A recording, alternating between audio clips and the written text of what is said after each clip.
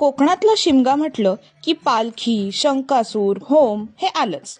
नमस्कार, मी आदिती आणि आम्ही चाललोय गावातल्या रूप लावण्याच्या अर्थात पालखी सजवण्याच्या कार्यक्रमाला.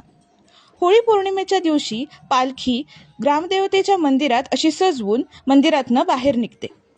वाजत गाजत ती गावच्या सहाणेवर आणली जाते. सहाणेवर पालखी नाचव